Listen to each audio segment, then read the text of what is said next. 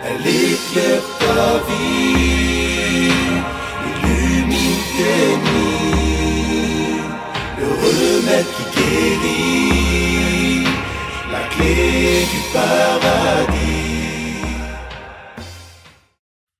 Alhamdulillahi Rabbil Alameen, والصلاة والسلام على سيد المرسلين سيدنا محمد وعلى آله وصحبه الطيبين الطاهرين.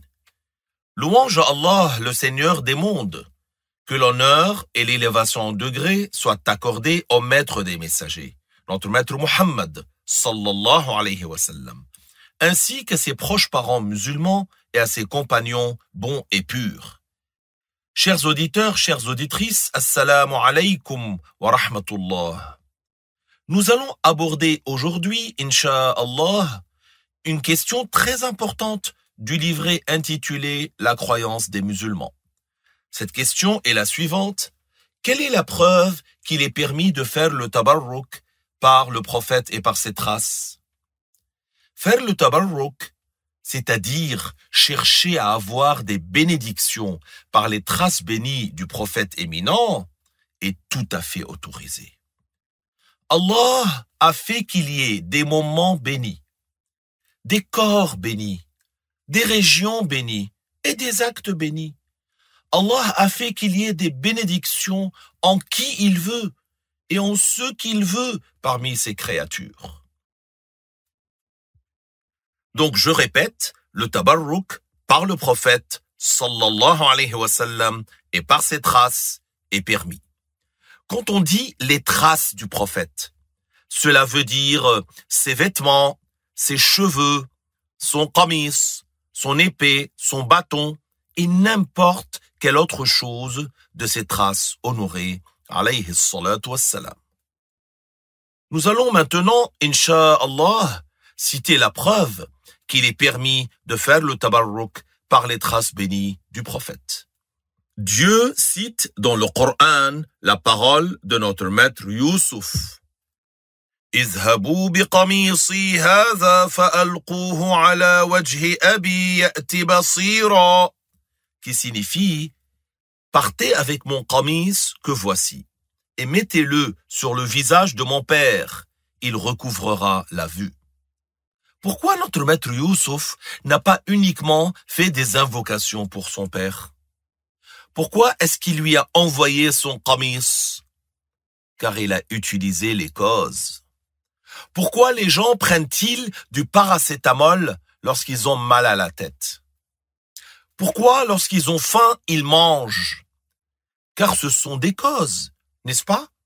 Oui. Et ceci aussi, le qamis d'un prophète est une cause pour obtenir les bénédictions. Il y a eu un débat une fois avec l'un des contradicteurs sur cette question. Et cette preuve lui a été citée. Et qu'est-ce qu'il a répondu? Il a dit que c'était permis dans la loi de Yaqub, alayhi salam, et que c'est devenu du shirk dans la loi du prophète Muhammad. A'oudhu billah. Il a prétendu que le shirk était une loi d'un prophète. Regardez leur manque de compréhension, que Dieu nous en préserve. Il y a d'autres preuves, chers auditeurs, parmi lesquelles un hadith qui rapporte que le messager, sallallahu alayhi wa sallam, a partagé ses cheveux et les a distribués aux gens pour qu'ils en tirent des bénédictions. Il y a plusieurs versions de ce hadith. Dans une des versions, il est cité que le prophète a distribué ses cheveux de sa propre main. Et dans une autre version, qu'il a donné des cheveux à Abu Talha al-Ansari, qui est un de ses compagnons, pour qu'il les distribue aux gens. Et dans une autre version, qu'il a donné des cheveux à Sulaym, pour qu'elle les distribue aux femmes. Ces versions ne se contredisent pas. Elles sont concordantes et se renforcent les unes les autres. En effet, elles signifient que le prophète, sallallahu alayhi wa sallam, avait distribué lui-même une partie de ses cheveux. Il en a donné une partie à Abu Talha pour la distribuer et une partie à Sulaym pour la distribuer. Ceci indique quoi? Qu'il est tout à fait permis de faire le tabarruk. Voici donc la preuve qu'il est autorisé de faire le tabarruk par les traces du prophète sallallahu alayhi wa sallam. Ce hadith est rapporté par Al-Bukhari et Muslim. Une autre preuve. Un hadith citant le partage de coupures d'ongles du prophète. L'imam Ahmad a rapporté dans son Musnad que le prophète s'est coupé les ongles et a distribué les coupures aux gens. Il est connu que ce n'est pas pour que les gens les mangent, mais pour qu'ils en recherchent les bénédictions. Il y a aussi la djoubba du prophète, sa tunique longue. Muslim a rapporté dans son Sahih de l'esclave affranchie de Asma, la fille de Abu Bakr, donc la sœur de Aïcha, qu'il a dit « Asma nous a présenté une tunique longue. » Puis il a décrit cette tunique et il a dit « Et elle nous a dit, c'est la tunique longue du messager d'Allah. Elle se trouvait chez Aïcha. Lorsqu'elle est décédée, je l'ai récupérée. Le prophète l'a portée. Nous la lavons pour les malades et nous cherchons par elle la guérison. » Il est aussi rapporté de Thabit al-Bunani, qui était un successeur et qui n'a donc pas rencontré le prophète, qu'il a dit « Lorsque j'allais voir Anas ibn Malik, qui lui avait servi le prophète pendant 10 ans, on l'informait que j'étais là. J'entrais, je prenais ses mains et je les embrassais en disant « Combien me sont chères ces 2 mains qui ont touché le messager de Dieu ?» Et j'embrassais ses yeux en disant « Combien me sont chers ces 2 yeux qui ont vu le messager de Dieu ?» Une autre histoire, chers auditeurs. Al-Bayhaqi a rapporté dans Dala'il al-Nubuwwa et Al-Hakim dans Al-Mustadrak, ainsi que d'autres, que Khalid ibn al-Walid avait perdu sa qalansuwa, une sorte de toque pour homme, le jour de la bataille de Al-Yarmouk. Il a dit « Mettez-vous à sa recherche ». Mais ils ne l'ont pas trouvé. Puis ils se sont remis à sa recherche et l'ont finalement retrouvé. Khalid a dit « Le messager de Dieu, sallallahu alayhi wa sallam, avait fait une umrah et s'est rasé la tête. Les gens ont pris alors les cheveux des côtés et je les ai pris de vitesse pour la mèche du haut du front. Je l'ai placé dans cette qalansuwa et je n'ai pas été présent à une bataille en l'ayant sur moi sans que la victoire ne me soit accordée. » Chers auditeurs, toutes ces preuves et d'autres sur le caractère permis du tabarruk sont citées dans le livre As-Siratul Mustaqim de notre cheikh, le cheikh Abdullah al-Harari. Le poète, le cheikh Ghanem Jalloul, que Dieu le rétribue en bien, a composé un très beau poème dans lequel il a résumé quelques preuves sur le caractère permis du tabarruk, celles qui sont citées par notre cheikh dans son livre. Sinon, les preuves du caractère permis du tabarruk sont très nombreuses. Je vous invite dans un premier temps à écouter ce poème chanté par le groupe de Madih de l'association, puis j'essaierai de traduire la signification, non pas en poésie, mais en prose, qui, sans aucun doute, n'aura pas le même niveau d'éloquence que le poème lui-même. Je vous laisse donc avec le groupe de Madih pour écouter le poème de Cheikh Ghanem Jalloul chanté.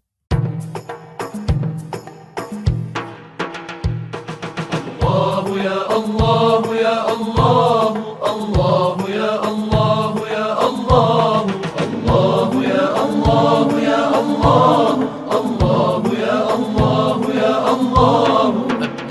أبدأها بقولي بسم الله تنزه الرحمن عن أشباهه وأحمد الإله ذا الجلال لفضله بالهدي والنوال لفضله بالهدي والنوال ثم الصلاة والسلام منا على نبي للفلاح سنة طريقة التبرك الميمونة في ذاك أهل العلم يتبعون في ذاك أهل العلم يتبعون الله يا الله يا الله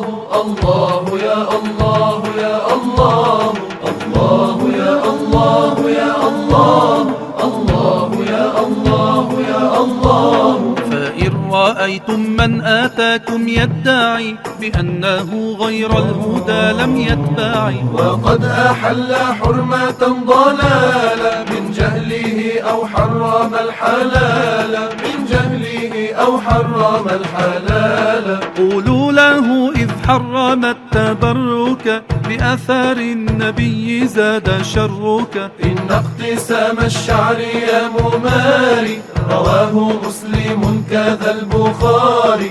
وقسمة الأظفار أيضا تسند صحيحة كما رواها أحمد صحيحة كما رواها أحمد.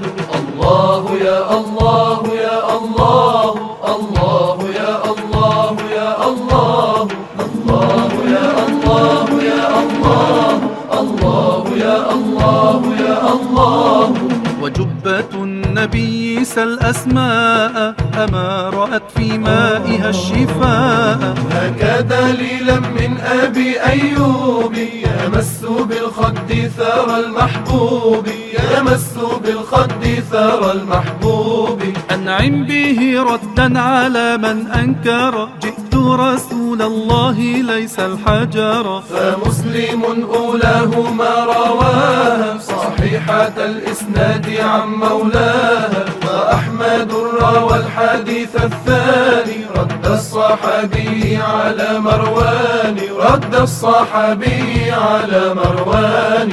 الله يا الله يا الله الله يا الله يا الله الله يا الله يا الله الله يا الله يا الله.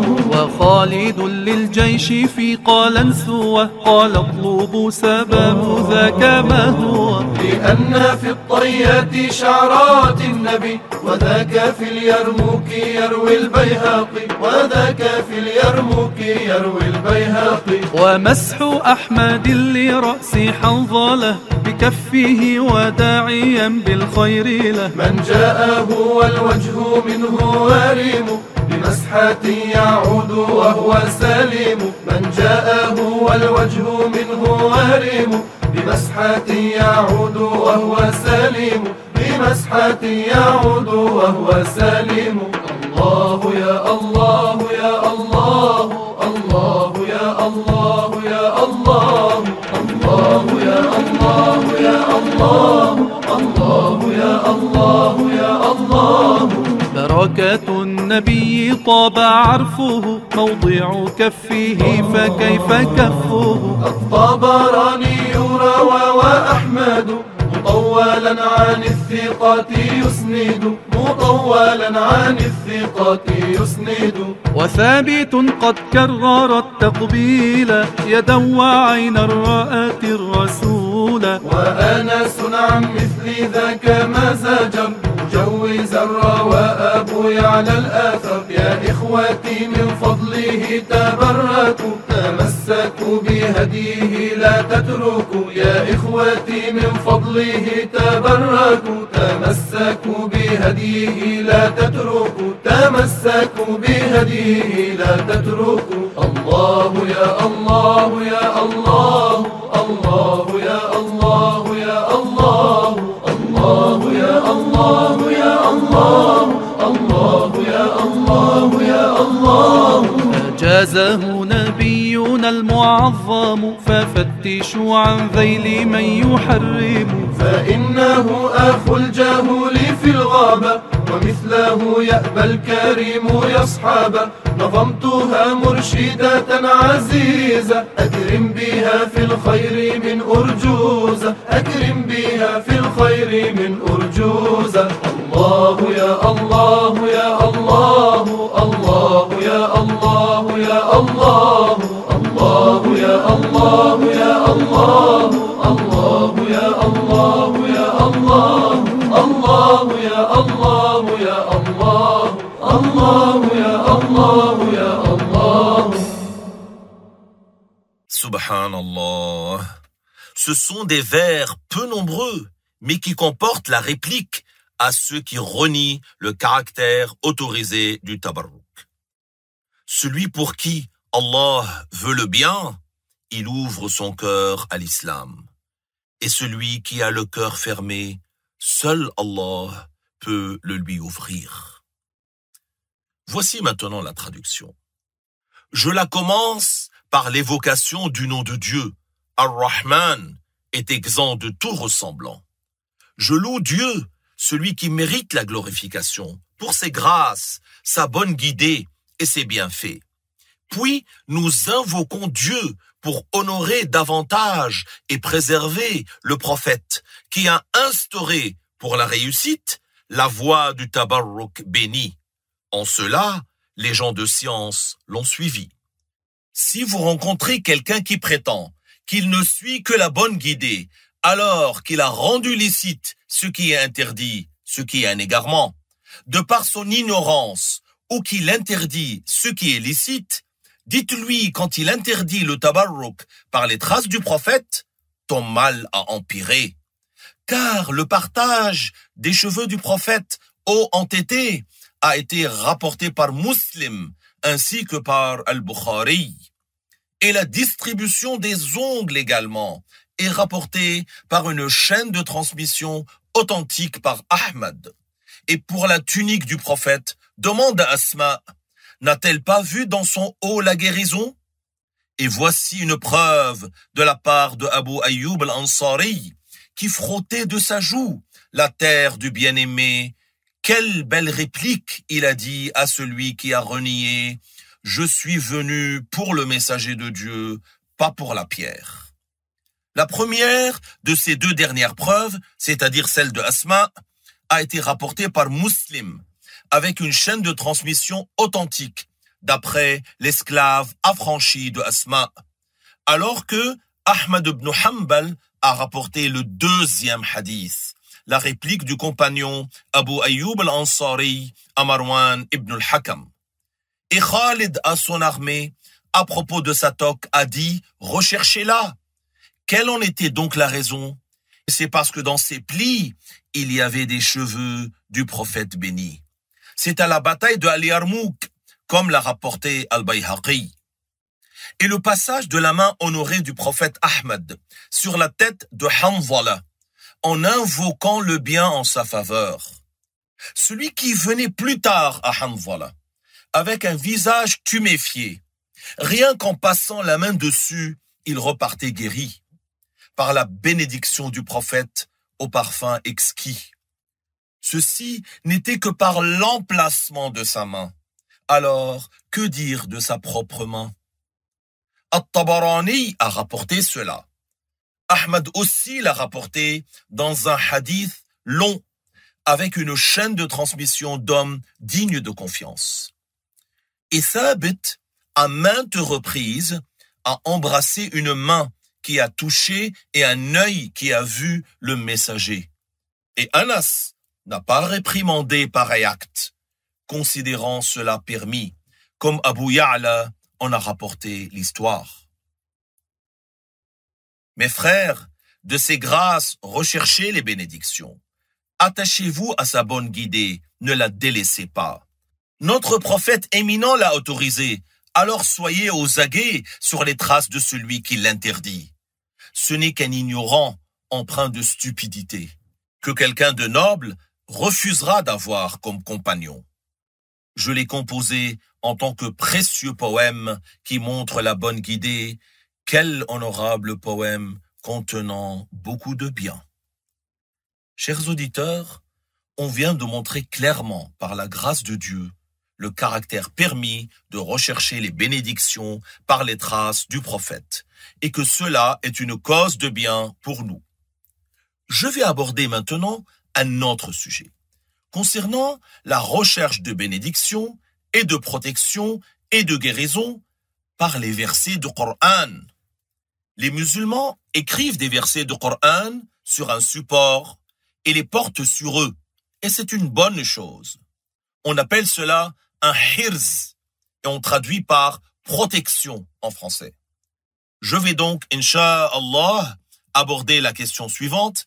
Quelle est la preuve du caractère permis de porter un hirz qui comporte du Coran et ce qui est de cet ordre, et non pas des talismans interdits? Pour ce qui est du hirz, sachez d'abord que dans certains pays, il l'appelle hijab. Et de quoi il s'agit? Le hirz signifie que quelqu'un écrive des versets du Coran pour la protection. Et on le porte autour du cou, ou parfois on l'accroche avec une épingle à nourrice sur les habits des enfants. Ceci, chers auditeurs, c'est une chose ancienne que les musulmans ont eu l'habitude de faire. Ce n'est pas quelque chose de nouveau. Qui plus est, parmi les compagnons, il y en a qui ont fait cela. En effet, un des compagnons écrivait des versets du Coran sur un support et l'accrochait sur ceux de ses enfants qui n'avaient pas encore le discernement, qui ne savaient donc pas réciter. Voilà, il écrivait un hirz et l'accrochait à ses enfants. Et cela fait partie des choses permises.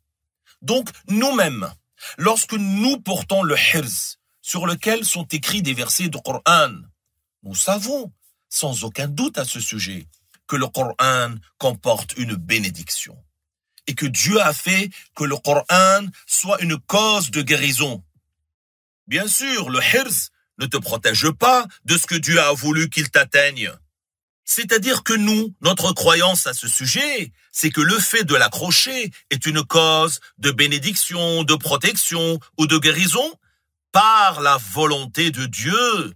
Tabaraka wa ta'ala. Notre croyance est que la volonté de Dieu ne change pas. Ce que Dieu a prédestiné a lieu.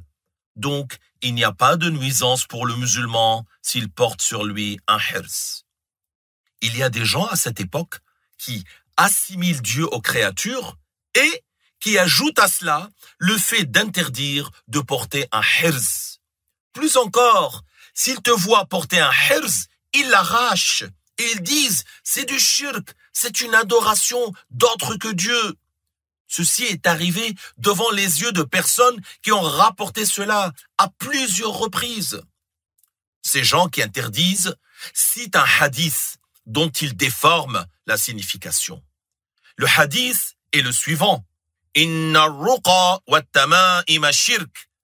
Ce hadith signifie que les formules récitées par les idolâtres pendant la jahiliya, c'est-à-dire avant l'apparition du prophète Mohammed sallallahu alayhi wa sallam, et les talismans des idolâtres sont du shirk. C'est ainsi qu'il est dit dans le hadith. Il s'agit de ce qui était pratiqué dans la jahiliya. Et dans cela, il y avait la demande d'aide du shaitan et l'adoration du shaitan, du diable.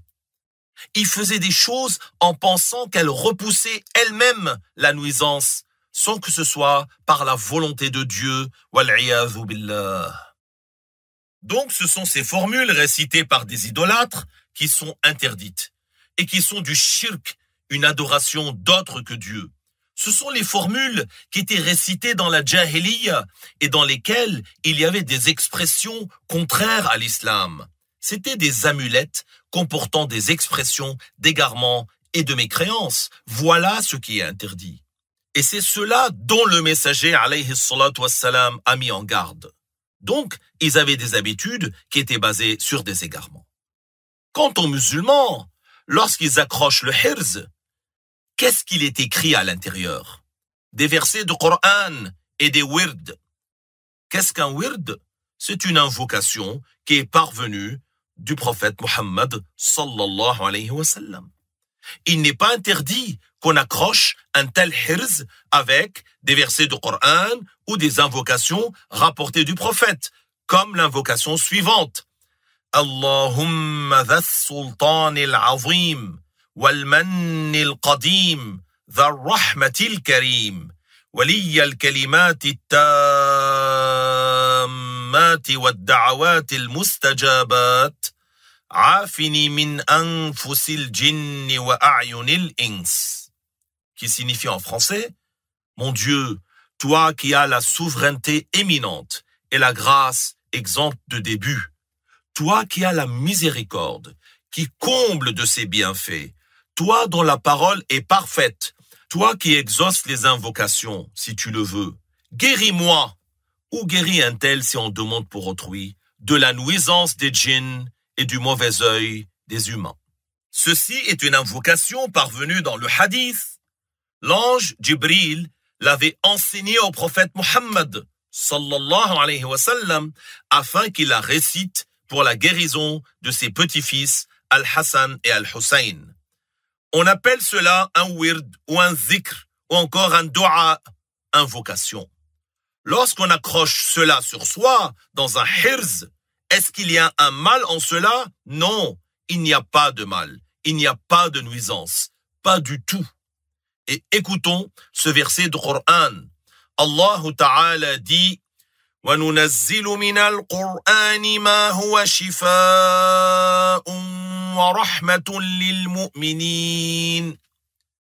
Ce qui veut dire en français, et nous faisons descendre le Coran, qui est une guérison et une miséricorde pour les croyants. Subhanallah. Ça veut dire que Allah Tabaraka wa Ta'ala a fait que dans le Coran, il y ait une guérison et une miséricorde. Chers auditeurs, nous disons bien que le miel est une cause de guérison. Que dire alors du Coran? Bien sûr, il y a dans le Coran une guérison. Le miel que l'abeille produit, subhanallah, cette toute petite créature étonnante, produit le miel qui comporte une guérison.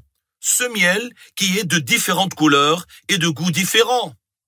Si tu peux dire du miel que c'est un remède, alors tu peux dire du Coran qu'il est un remède. C'est cela le sens. C'est-à-dire que c'est une cause de guérison. Cela ne veut pas dire que cette récitation ou que ces feuilles comportant du Coran créent la guérison. Pas du tout.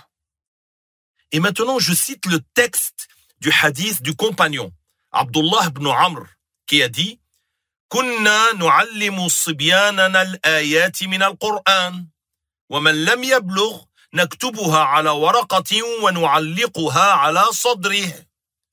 Ce qui veut dire en français, nous enseignons à nos enfants les versets du Coran. Et pour celui qui n'avait pas encore atteint le discernement, nous les écrivions sur une feuille et nous l'accrochions sur sa poitrine. Ce hadith est rapporté par At-Tirmidhi. Donc ce compagnon, Abdullah ibn Amr, qu'est-ce qu'il a fait? Il a écrit des versets du Coran, il les a accrochés sur ses fils qui n'avaient pas atteint le discernement. Mais même celui qui a atteint l'âge de discernement ou plus, il lui est permis de porter le hirz. C'est-à-dire que même si toi, tu es capable de réciter, il t'est permis de porter le hirz. Mais qu'est-ce qui est plus fort si tu récites toi-même? Ça, c'est plus fort. Surtout après chaque prière, il est une bonne chose de réciter les 3 sourates appelées Al-Mu'awwizat, les sourates protectrices. Elles comportent une récompense éminente et un profit éminent. Subhanallah. Ces 3 sourates, leur secret est très grand. Ne les délaissez pas après chaque prière que chacun les récite, même une seule fois. Surat al-Falaq, Surat al-Nas et aussi Surat al-Ikhlas. Donc, al-Ikhlas, al-Falaq et al-Nas. Et si on les dit 3 fois chacune, c'est encore plus fort. Et si on récite Ayatul Kursi avant, le profit est encore plus éminent. Chers auditeurs, je vous rappelle que notre cheikh, le cheikh Abdullah al-Harari, a enseigné ces invocations de protection et ces versets que le prophète avait incité à réciter pour demander à Dieu la protection. Et notre association, la PBIF, a regroupé ces invocations dans une brochure qui s'appelle « Les invocations de protection ». N'hésitez pas à la demander dans les centres de la PBIF et à apprendre la récitation par transmission orale et de réciter ces invocations matin et soir. Vous trouverez aussi une version audio de ces invocations et même en vidéo avec les paroles affichées sur le site apbif.fr. Donc, réciter ces sourates est plus fort que de porter le hirz. Comment alors, si tu fais les deux, réciter les sourates de protection et porter le hirz? c'est une chose louable, c'est une chose dans laquelle il n'y a pas de mal. Voilà pour aujourd'hui. Merci pour votre écoute. Barakallahu fikum. Wassalamu alaykum wa rahmatullahi wa barakatuh.